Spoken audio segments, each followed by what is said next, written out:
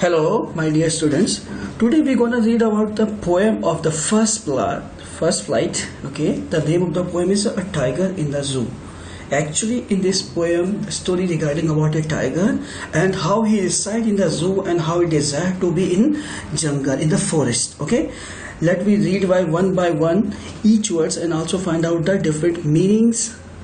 Okay, now this poem contrasts a tiger in the zoo with the tiger in the natural habitat. Okay, इस poem के अंदर एक tiger जो कि जू के अंदर है, चिड़ियाघर के अंदर है, उसको नेचुरल हैबिटेट यानी कि जंगल में रहने वाले टाइगर के साथ डिफरेंशिएट किया गया. Contrast means it's a difference. Okay, now in the second line the poem moves from zoo to jungle and back again to the zoo. यानी कि जो यहाँ पे हमारी पोएम है इसके अंदर जो टाइगर्स है वो पहले जंगल में जाता है, मीन्स कुछ जो स्टैंजास हैं ये हमें रिप्रेजेंट करते हैं.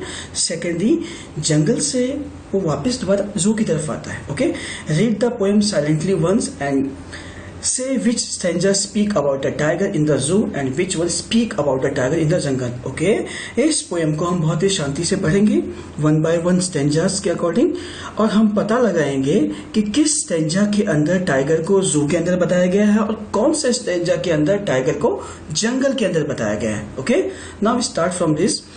He is take in the vivid steps, the few steps of his gaze on pads of the velvet quiet in his quiet race. Okay, he stakes means follow karna.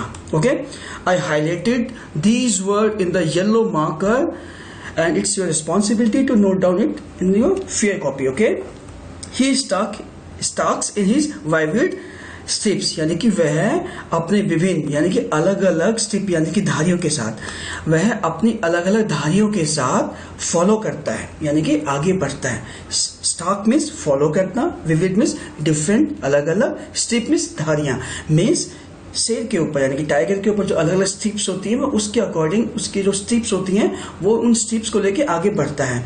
The few step whose cage. Okay, यानी कि अपने पिंजरे के कुछ steps लेके यानी कि अपने पिंजरे में कुछ स्टेप आगे चढ़ने पे.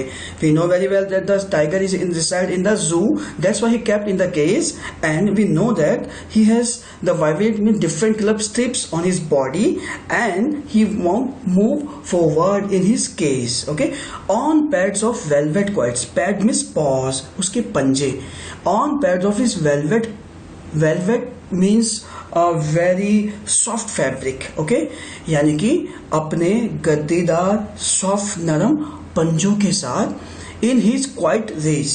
Okay, in his quiet rage means बहुत ही गुस्से में. ओके, अपने एक्सट्रीम गुस्से के साथ वो आगे बढ़ रहा है. Rage means extreme anger. Okay, I repeat this stage again. He stalks in his vibrant steps, वह अपने अलग अलग धारियों के साथ आगे बढ़ता है. The few step of his cage, अपने पिंजरे के कुछ आगे मतलब अपने पिंजरे में कुछ कदम आगे बढ़ता है. On pads of a velvet quiet in his quiet rage, यानी कि अपने नरम मुलायम गद्देदार फैब्रिक वेलवेट फैब्रिक की तरह उसके जो पंजे हैं उनके साथ इन हिज क्वाइट रेज यानी कि अपने बिल्कुल शांत एकदम गुस्से से भरे हुए. Okay, now in the second stanza, he should be lurking in the shadow, sliding through his long grass near the water hole where plump deer pass. Okay, he should be lurking. Lurking is indicating hiding somewhere. Okay, यानी कि वह अपनी छाया के बीच में means छाया के बीच में means जो grass है, लॉन्ग ग्रास है, ग्रीन ग्रास है फॉरेस्ट के अंदर. Okay, actually in the first stanza the poet described about the presence of tiger in zoo. Now second one he described about the presence of tiger in jungle, that he was running towards the jungle. He should be lurking in shadow, वह अपनी shadow में यानी कि अपने shadow means यहाँ पे छाया में. किसकी छाया में? जो हमारे सराउंडिंग्स हैं जंगल्स के अंदर, पेड़ पौधे ग्रास, उनकी छाया में छुपा होगा. Sliding through the long grass यानी कि लंबी लंबी घासों से थोड़ा आगे सरक कर.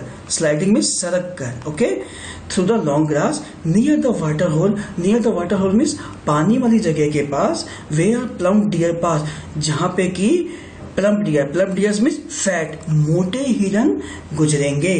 Means in the second stanza the poet want to narrate that here the tiger try to hide himself below the grass and in the nearby water resources he tried to catch the deer. Okay, means वह लंबी घासों की छाया में अपने आप को छुपा रहा है और आगे सरक रहा है पानी की जगह पे जहां पे कि जो मोटे हिरन गुजर रहे हैं. Okay, now for the third stanza, he should be snarling around houses at the jungle as baring his white fangs, his claws terrorizing the village. He should be snarling. Snarling means roaring sound, यानी कि tiger की roar करने की sound. ठीक है ना, तो वह घरों के आसपास बहुत जोर से दहाड़ रहा होगा, रोर साउंड कर रहा होगा at the jungle edge. Jungle edge में जंगल के मुहाने पे. मुहाने मीन्स किनारे पे. Means there is a place that differentiate a jungle from a house, यानी कि locality of a village. Okay, means repeat the line. He should be stalling around the house. वह घरों के चारों ओर दहाड़ रहा होगा एट द जंगल है, यानी कि जंगल के मुहाने पे. Baring his white fangs his claws terrorising the village. Baring means exposing, दिखाते हुए. Baring his white fangs. Fangs here represent about the teeth, the front teeth of the tiger. If we go for the scientific fact about the canine teeth, okay, जो नुकीले दांत होते हैं. Secondly यहाँ पे जो पोएट ने फैंग्स का यूज किया है, fangs is basically represent the teeth of snake. ठीक है ना, सांप के दांत को हम फैंग से रिप्रेजेंट करते हैं. But here the poet describe the fangs according and to the similarity of the teeth of tiger. Tiger के जो आगे के जो दांत होते हैं कैनिन टीथ, उनसे उसको कंपेयर किया गया है. तो यहाँ पे जो पॉइंट कहना चाहता है, बेरिंग हिज वाइट फैंग्स, यानी कि अपने फैंग्स यानी कि दांतों को दिखाते हुए, यानी कि एक्सपोज करते हुए. हिज क्लॉज, उसके पंजे, यानी कि अपने दांतों और पंजों को दिखाते हुए. Terrorising the village. Terrorising means डराना, यानी कि गांव वालों को डराते हुए.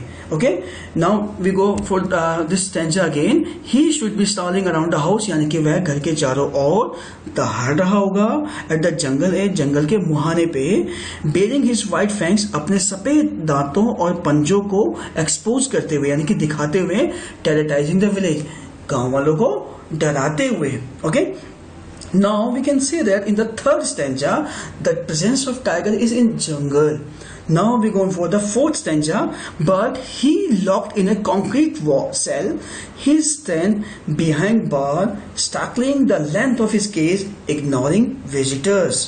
But he looked in the locked means बंद है, यानी कि वह कंक्रीट वॉल. कंक्रीट वॉल यानी कि कंक्रीट सेल का मतलब क्या है, चिड़ियाघर के अंदर जो भी उनके लिए जो रिसाइडिंग प्लेस बनाया जाता है वो कंक्रीट सीमेंट से बना होता है और एक हिसाब से उनके लिए जेल हो जाता है. तो there we can say that कि उसे वहां पे कंक्रीट की वॉल के अंदर लॉक्ड किया गया है. हिज स्ट्रेंथ बिहाइंड बार. हिज स्ट्रेंथ का मतलब क्या, उसकी ताकत बार यानी कि पिंजरे के पीछे, यानी कि उसके अंदर बहुत ताकत है, कैपेबिलिटी है. But he is in capture. Currently he is captured in the bars. That's why he unable to show his strength in front of the people. इसी वजह से वो लोगों के सामने अपनी स्ट्रेंथ प्रेजेंट नहीं कर पा रहा है. Straggling the length of his cage, ignoring visitor. Straggling here is repeating moving with anger, यानी कि वो अपने केज के अंदर यानी कि मूव कर रहा है एंगर के साथ, यानी कि गुस्से से मूव करते हुए अपने केज के अंदर वो मूव कर रहा है. Ignoring visitor. इग्नोरिंग विजिटर का मतलब क्या, जो आने वाले जो दर्शक है उनको नजरअंदाज करते हुए. Okay, means overall in the fourth stanza it indicated that the tiger has been captured in the concrete wall. He has a capability, has a strength, but as we know that he is reside in the concrete wall. That's why he's tackling the length of his cage, यानी कि सिर्फ वो गुस्से से, ठीक है ना, अपने केज के अंदर बढ़ता हुआ जा रहा है, मतलब पेज के अंदर मूव कर रहा है. इग्नोरिंग विजिटर, यानी कि जो विजिटर है, यानी कि जो उनको देखने आ रहे हैं, टाइगर को जो देखने आ रहे हैं उनको इग्नोर करते हुए. Okay, now this is the last stanza. He hears the last voice at night, the patrolling car and stare with his brilliant eyes at the brilliant star. Okay, रात के समय में वो सिर्फ अकेली ठीक है ना, he hear the last voice at night, यानी कि वो सिर्फ रात के समय में अंतिम आवाज सुन पाता था। तो एक्चुअली यहाँ पे रीजन ये है कि जो भी विजिटर जू में आते थे रात होने के बाद वो चले जाते, तो means that is the last voice that he here at night, कि रात के समय पे वो एक आवाज ही सुन पाता था। द पेट्रोलिंग कार, इसके साथ साथ देखो यहाँ पे पोएट 2-3 चीजें और भी इंडिकेट करना चाहता है। Firstly hidden meaning is that he is telling about the visitors. Second the patrolling car, patrolling car, what is the meaning of the patrolling car? Patrolling car is keeping watch by regularly walking or traveling around it. Means patrolling means to move around and around in order to make a watch on that particular thing. किसी भी खास चीज के ऊपर नजर रखने के लिए इधर उधर मूव करना ही पेट्रोलिंग होता है। Okay, he hear the last voice at night, उसने रात के समय सिर्फ एक ही आवाज सुनी। क्या वो आवाज किसकी? था पेट्रोलिंग कार, यानी कि जो कार इधर उधर मूव कर रही थी। And stayed with the brilliant with his brilliant eyes at the brilliant star, और उसने अपनी चमकदार आंखों से उस चमकदार सितारों को देखा। Okay, that would be the end of our poem.